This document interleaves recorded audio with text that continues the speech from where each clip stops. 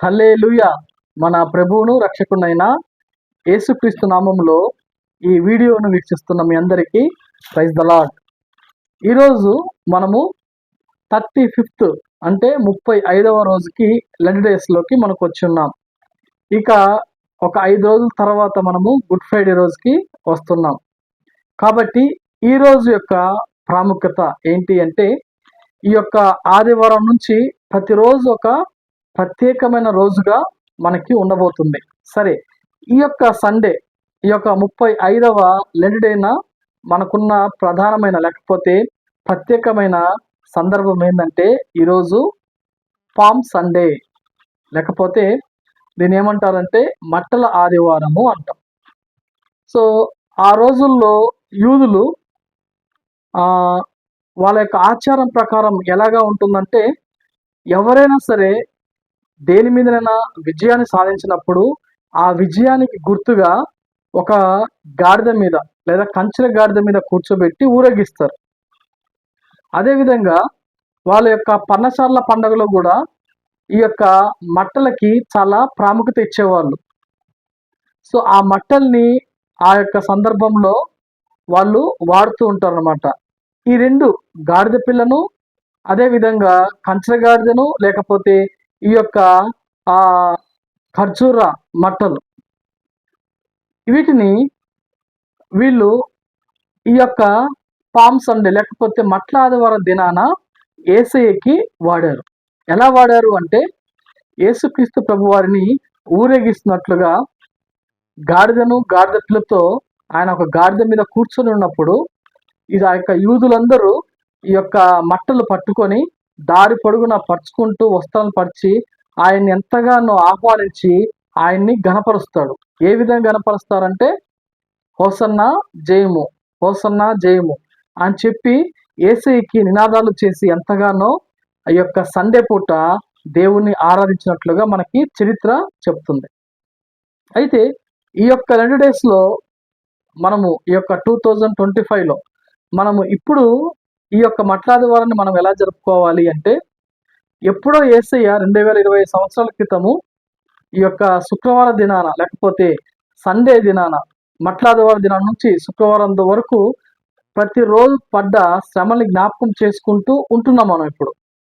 అయితే ఈ జ్ఞాపకం చేసుకుంటున్న విషయంలో ఈ లెంట్ డేస్లో మనకి ఈ యొక్క సండే పూట మనం నేర్చుకోవాల్సింది ఏంటి అంటే, మనము కూడా దేవునికి హోసన్నా జయము అని చెప్పాలి. ఎలా చెప్పాలి? వాళ్ళు పబ్లిక్గా చెప్పారు, పబ్లిక్గా వాళ్ళు మాట్లాడారు. ఈరోజు నువ్వు నేను మన యేసయ్య గురించి పబ్లిక్గా చెప్పడానికి ఇది ఒక మంచి సందర్భం. కాబట్టి ఈ యొక్క సండే లేకపోతే ఈ పామ్ సండే, ఈ యొక్క 2 డేస్లో ఈ యొక్క మట్ల ఆదివారానికి చాలా ప్రాముఖ్యత ఉంది. చాలా మందిరాల్లో మట్టలు పట్టుకొని చిన్నపిల్లలు, పెద్దలు ఆ యొక్క చర్చి దగ్గర నుంచి కొంత ఏరియా వరకు వాళ్ళు ఎంతగానో హోసన్నా జయం అని చెప్పి పాటలు పాడుకుంటూ నినాదాలు చేసుకుంటూ తిరిగి మన చర్చి దగ్గరికి వస్తారు. అయితే కొంతమంది చెయ్యరు, కొంతమంది ఇది ఒక ఆచారం అనుకుంటారు. కానీ మనము ఖచ్చితంగా ఇది చెయ్యాలి. ఎందుకు చెయ్యాలి అంటే, మన చిన్నపిల్లలు, వాళ్ళకి తెలియదు కదా, వాళ్ళు ఏంటి ఇది అనేది వాళ్ళకి ఒక క్వశ్చన్ మార్క్ వస్తుంది మైండ్లో.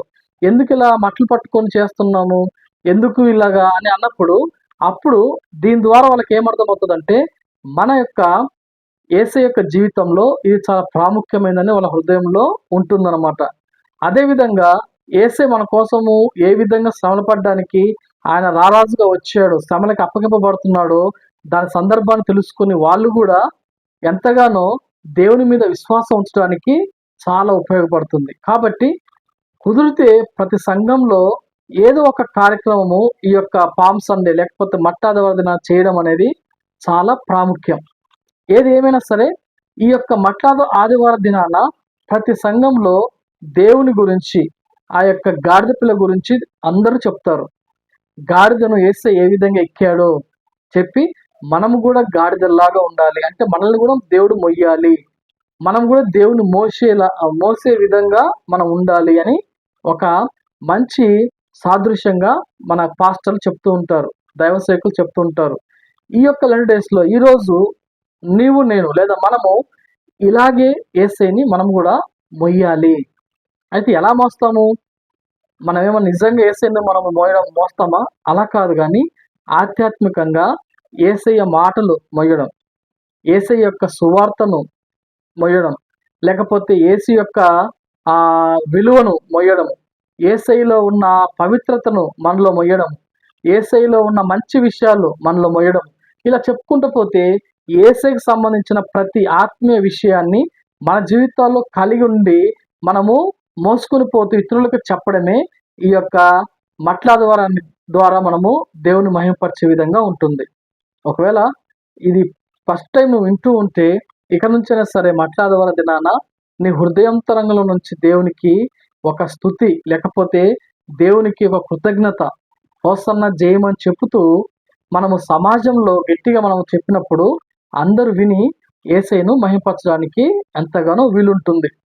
అలా కాకుండా ఉంటే దేవుడు మనల్ని ఎంతగానో కరుణించి మనకు తగిన సమయం ఇస్తున్నాడు కాబట్టి ఈ లెంట్ డేస్‌లో మనము ఆ విధంగా పాటించడానికి మనం ప్రయత్నిద్దాం. అటువంటి కృప దేవుడు మనందరికి దయచేయలాగున మనము యేసయ్య దగ్గర ప్రార్థిద్దాం. Praise the lord. హల్లెలూయా.